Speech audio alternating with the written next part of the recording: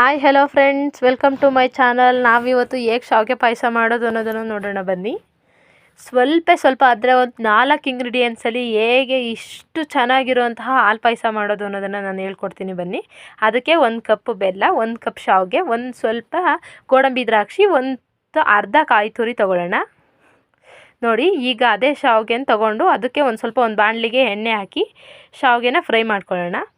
ಶಾವಿಗೆನ ಚೆನ್ನಾಗಿ ಹುರ್ಕೊಂಡ್ರೆ ಚೆನ್ನಾಗಿರುತ್ತೆ, ಇಲ್ಲ ಹಸಿ ಹಸಿ ಅನಿಸ್ಬಿಡುತ್ತೆ, ಶಾವಿಗೆ ತಿನ್ನೋದಕ್ಕಾಗಲ್ಲ ಆಮೇಲೆ. ನೋಡಿ, ಈ ಥರ ಹುರ್ಕೋಬೇಕು. ಲೋ ಫ್ಲೇಮಲ್ಲಿ ಇಟ್ಕೊಂಡು ಹುರ್ಕೊಳ್ಳೋಣ. ಹೈ ಫ್ಲೇಮಲ್ಲಿ ಇಟ್ಕೊಂಡ್ರೆ ಸುಮ್ಮನೆ ಒತ್ಬಿಡುತ್ತೆ, ಚೆನ್ನಾಗಿರಲ್ಲ ಆಮೇಲೆ. ನೋಡಿ, ಈ ಥರ ಹುರ್ಕೊಳ್ಳೋಣ. ಕೆಂಪಗಾಗ್ಬೇಕು. ನೋಡಿ, ಕಲ್ಲರ್ ಚೇಂಜ್ ಆಗ್ತಾಯಿದೆ ಇವಾಗ. ಇಷ್ಟು ಬರೋವರೆಗೂ ಹುರ್ಕೊಳ್ಳಿ. ನೋಡಿ ಹೇಗೆ ಕೆಂಪಗಾಗ್ತಾಯಿದೆ ಅಂತ ನೋಡಿ, ಈ ಥರ ಹುರ್ಕೊಳ್ಳಿ. ನೋಡಿ, ಈಗ ಅದೇ ಬಾಣಲಿಗೆ ಸ್ವಲ್ಪ ಎಣ್ಣೆ ಹಾಕಿ ಗೋಡಂಬಿ ದ್ರಾಕ್ಷಿನ ಫ್ರೈ ಮಾಡ್ಕೊಳ್ಳೋಣ.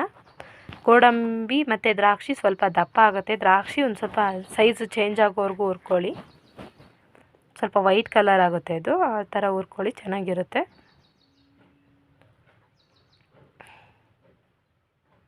ಈಗ ಅದೇ ಬಾಣಲಿಗೆ ನಾನು 1 ಲೀಟರ್ ಹಾಲು ಹಾಕ್ಕೊಂಡಿದ್ದೀನಿ. ನಾನು ಕಾಯಿಸಿಟ್ಕೊಂಡಿರೋಂತಹ ಹಾಲು ಹಾಕಿದ್ದೀನಿ. ಅದಕ್ಕೆ ನಾವು ಶಾವಿಗೆ ಯಾವ ಮೆಜರ್ಮೆಂಟಲ್ಲಿ ತೊಗೊಂಡಿರ್ತೀವೋ ಅದೇ ಮೆಜರ್ಮೆಂಟಲ್ಲಿ ಬೆಲ್ಲನೂ ತೊಗೊಳ್ಳಿ. ಅದಕ್ಕಿಂತ ಕಮ್ಮಿ ತೊಗೊಂಡ್ರೂ ಚೆನ್ನಾಗಿರುತ್ತೆ. ಅದೇ ಸೈಜಲ್ಲಿ ತೊಗೊಳ್ಳೋದಾದರೆ ಅದೇ ಸೈಜಲ್ಲಿ ತೊಗೊಳ್ಳಿ.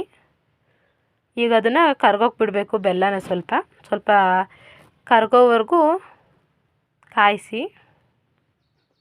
ಈಗ ಅದಕ್ಕೆ ಹುರಿದಿಟ್ಕೊಂಡಿರೋಂತಹ ಶಾವಿಗೆನ ಸೇರಿಸ್ಬೇಕು. ಈ ಥರ ಮಿಕ್ಸ್ ಮಾಡ್ತಾಯಿರಿ ಆವಾಗವಾಗ. ನೋಡಿ, ಒಂದಷ್ಟೊತ್ತು ಲೋ ಫ್ಲೇಮಲ್ಲಿ ಇಟ್ಟರೆ ಈ ಥರ ಕುದಿಯೋಕ್ಕೆ ಸ್ಟಾರ್ಟ್ ಆಗುತ್ತೆ. ಈ ಥರ ಕುದೀತಾ ಇದ್ದರೆ ಚೆನ್ನಾಗಿರುತ್ತೆ. ಈಗ ಸ್ವಲ್ಪ ಬೆಂದಿದೆ ಅಂತ ನಮಗೆ ಗೊತ್ತಾದ ತಕ್ಷಣ ಸ್ವಲ್ಪ ಗೋಡಂಬಿ ದ್ರಾಕ್ಷಿನ ಸೇರಿಸ್ಬಿಟ್ಟು ಒಂದು ಸ್ವಲ್ಪ ಕಾಯಿ ಹಾಕೋಣ.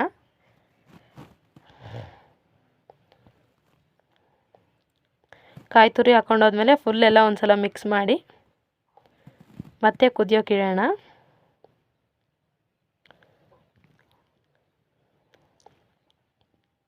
ನೋಡಿ, ಈ ಥರ ಕುದಿಬೇಕದು. ಈ ಥರ ಫಾಸ್ಟಾಗಿ ಕುದೀತಿದೆ ನೋಡಿ. ಈ ಥರ ಕುದೀತಾ ಇದೆ ಅಂದರೆ ಬೆಂದಿದೆ, ಪಾಯಸ ರೆಡಿ ಆಗಿದೆ ಅಂತ ಅರ್ಥ. ನೋಡಿ, ಈ ಥರ. ಈಗ ಒಂದಷ್ಟೊತ್ತು ಆಫ್ ಮಾಡಿಡೋಣ. ಆಫ್ ಮಾಡಿಟ್ರೆ ಈ ಥರ ಆಗಿರುತ್ತೆ ನೋಡಿ, ಎಷ್ಟು ಗಟ್ಟಿಗಾಗಿ ಎಷ್ಟು ಚೆನ್ನಾಗಾಗಿದೆ. ಈಗ ನಾವು ಅದನ್ನು ಒಂದು ಬೌಲ್ಗೆ ಸರ್ವ್ ಮಾಡ್ಕೊಳ್ಳೋಣ.